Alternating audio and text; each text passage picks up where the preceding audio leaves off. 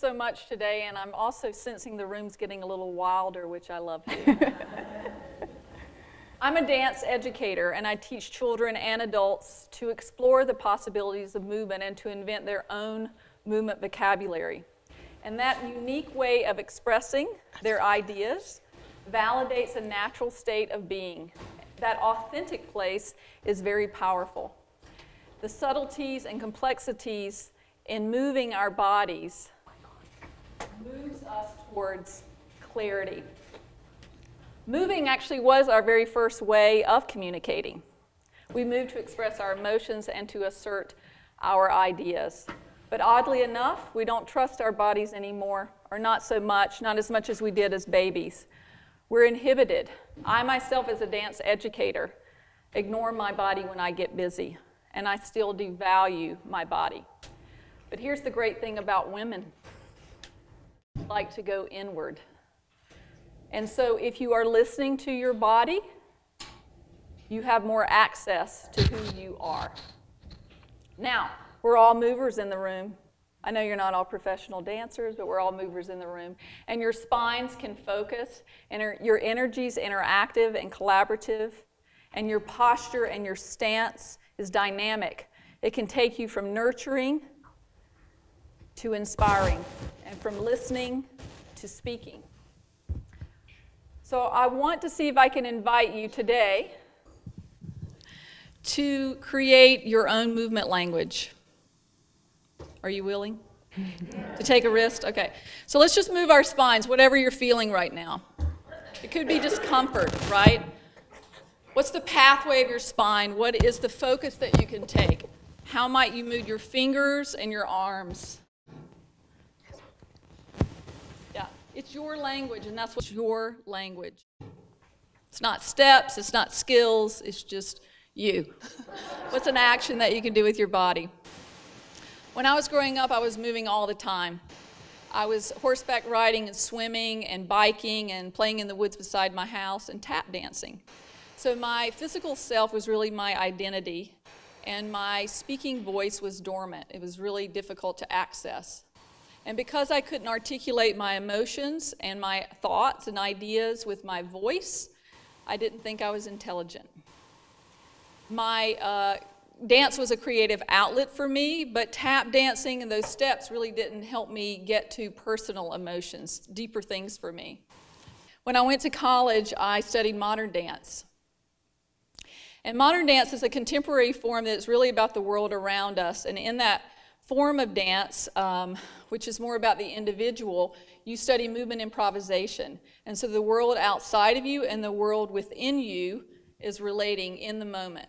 There's also no right or wrong. And so while I was exploring all these possibilities, my arms found new ways of moving and my legs found new ways of moving. And that kind of expressing gave me authenticity to express stream of consciousness, my emotions again, which is very cathartic for me, and my ideas.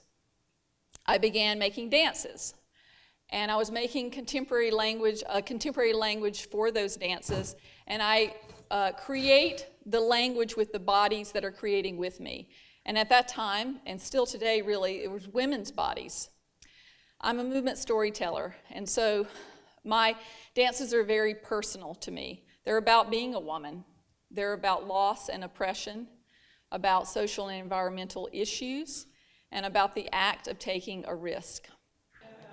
In my 20s, I started bumping into situations where I didn't speak up, where I was asked to respond immediately to conflict and authority, and I didn't have the confidence to speak up. I didn't even have a fully developed opinion, and I definitely didn't have the tools in the art of arguing. So I moved my frustrations and anger inside my body. I always moved away from conflict, and I just wanted to escape. I'm a very empathetic person, and I'm polite in my own nature, and so that always supersedes my ability to say what I actually mean. In my 30s, after years of making dances, more obstacles surfaced. And it was about maybe 7 years into my marriage as well, and so certain things surfaced in terms of that as well. And so I brought together 5 other women that I felt could help me explore this inability to express my voice professionally, sexually, and emotionally. And in the rehearsal process, we were sharing our fears and weaknesses, and we're trying to frame and define how we thought we were oppressing ourselves. These women and their stories were a powerful source of change for me. These women and their stories were funny, resilient, direct, non-judgmental, and I'm still attracted to women who are funny and direct and smart and non-judgmental. So years later, Moving in the Spirit, which is a youth development organization, commissioned me, the dance that we created was called Speak in that rehearsal process. And it's accompanied by the music of Zap Mama and David Motion, who wrote the original soundtrack for the movie Orlando. So years later, Moving in the Spirit, a youth development program, commissioned me to set Speak on young teenagers. And these were young women who hadn't found their voice yet, like me, still, who didn't trust their voice, like me, or who were misusing their voice because they didn't understand the emotions behind it, like me. And so 16 years have passed, and there have been many different casts who have performed the piece. And what's so powerful to me is to witness the individual moving from inhibition to full expression, and moving from a very raw voice to an articulate one. So today I want to share Speak with you. I want you to witness the authenticity and power of the Moving in the Spirit alumna: Jessica Scudder, Alina Tillery, Andrea Lewis, Francine LeBaron, and an original cast member, Dana Lupton, who is the artistic director of Moving in the Spirit, created the work with me back in my 30s, in our 30s. And just this week after our rehearsal, Dana was reflecting and she said, God, this piece is so cathartic for me and sacred. It's safe and honest. It transcends our spiritual and emotional and mental chains, allowing us to feel freedom. Making dances for me is a very intuitive journey, and one that has truly given me a voice. We're still practicing this. We're still running and bumping into places in our life where we can't speak up, where we can't say no, and we're not saying what we actually mean. And so I believe that we need each other and that we need our stories, and we have to keep telling our stories to younger women and older women. After 26 years of teaching and seeing so many inhibited bodies, it's really amazing. And at 48 years of living, I know that if you can tap into your authentic way of moving and you can really listen to your body, you will speak up for yourself and for others.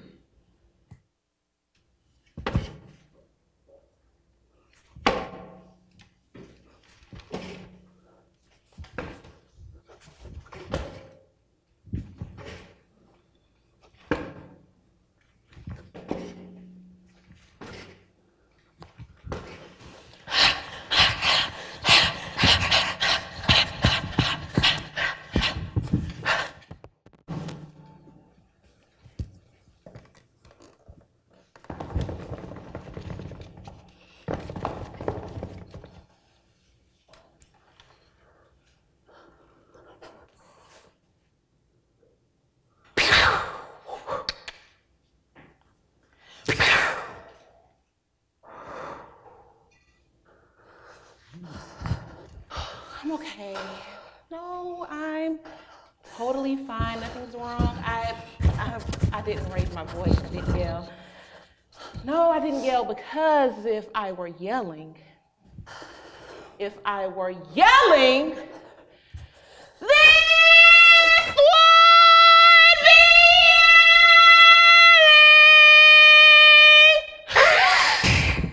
I said I was fine. I'm fine. Really? I'm okay. No. Okay. Equals fine. I'm fine. Thanks for asking. I'm fine. Really. Okay. So I know I've been oppressed, but what do I do now? All you have to do, it's very simple. You sit up straight, chin up. Maintain eye contact. Yeah, that's it. And you lean forward. Listen, I work hard. I've done everything you said. I stay late. Where is my raise? Hard work, that's my middle name. I'm the first one in, I'm the last one out. I even eat lunch at my desk. I teach America's kids, and I should not be making less than a professional basketball player. Okay, ladies.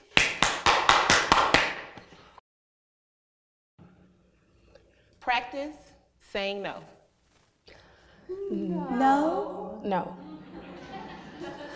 Okay, I understand that was the first time. You have to get a groove. I want you to just, think about all that you do and just say no. No. Okay. Let's get focused. You're working 40 hours a week, sometimes more. You're cooking, you're cleaning, taking care of your husbands, taking care of your kids, taking care of your in-laws, mowing the lawn, taking the trash out. I want you to think about all of this, and I want you to say no. No. Maybe I'll get over there. Actually, did I say no? I meant to say yes. Around. I can work late. It's not a problem. Not yet. I did not I meant know. to say yes. Me? We were not born so. We had to learn to behave. Stick to your guns. So, can I be and still be? I mean, yeah, can I say what I mean and mean what I say without you thinking that I'm a queen bee? Well, may I walk into a room, look you in your eyes, and mean business? I mean, I like to wear nice blouses and pencil skirts and high heels, but I want you to listen to what I'm saying and not look at what I'm wearing. And one more thing, we're not girls.